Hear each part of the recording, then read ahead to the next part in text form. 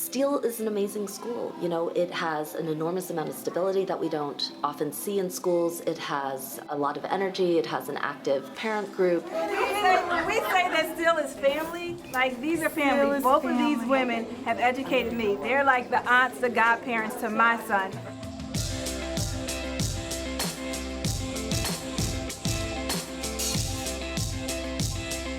When the announcement was made that Steele may be given to a charter company, the very next day, the parents, the teachers, the community were in front of that school, organized and fighting with the same goal in mind, and that's of keeping Steele as a public school for their neighborhood.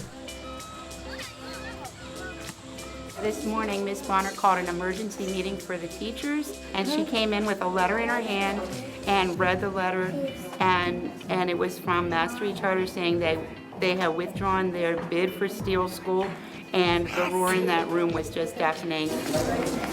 Everything that we went through as a whole, not just me as an individual parent, it was very overwhelming. Everything from the voting to the meetings to just the fight all together.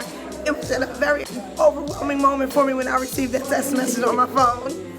This is the best news that I've had in over 30 days. Yes, we are a public school. A public school with strong public school convictions. And the only partner that still needs are our parents are our partners, and we can do the rest.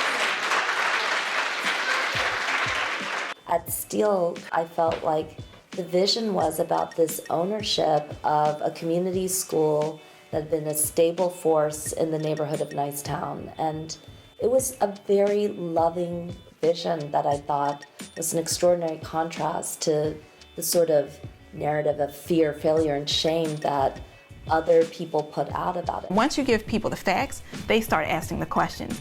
And so when they started asking the questions, they came out and they said, you know what? We don't want this. We know that we can turn our school around ourselves. We have seen in the last several years this absolute war on public education, as if the powers that be in this country just don't want to have a public education system. How do we engage parents and engage educators that they have to become the soldiers? You know, I don't have school-aged children. I have a 7-month-old and a 3-year-old. I'm thinking, what will their tomorrow look like if it was in public school? Our children, you know, they are our future. To help your children or any child, you know, to me, it's personal. To not to do anything would, you know, be wrong. I have to keep fighting because this ideal is worth fighting for, and these kids are worth fighting for, and my kids are worth fighting for. We have accepted the cuts to the degree that this city has only 16 librarians in our schools. That is totally unacceptable. And I'm tired of accepting more cuts. There's nothing more to cut.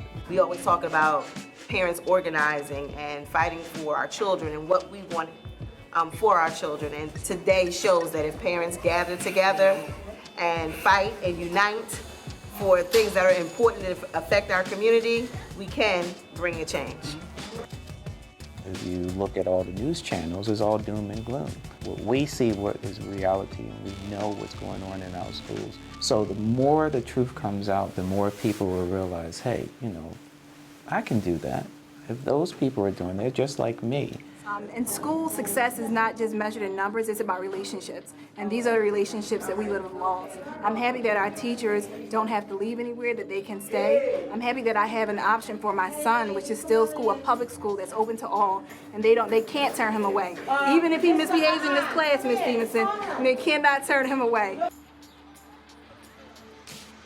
It's the coming up with solutions, like you all did, in terms of saying there is a better way in Philly than starving the schools and peddling private alternatives. this is what Philadelphia wants. We want our public schools. We think these are an important part of our fabric and our future. Still showed that it was resilient.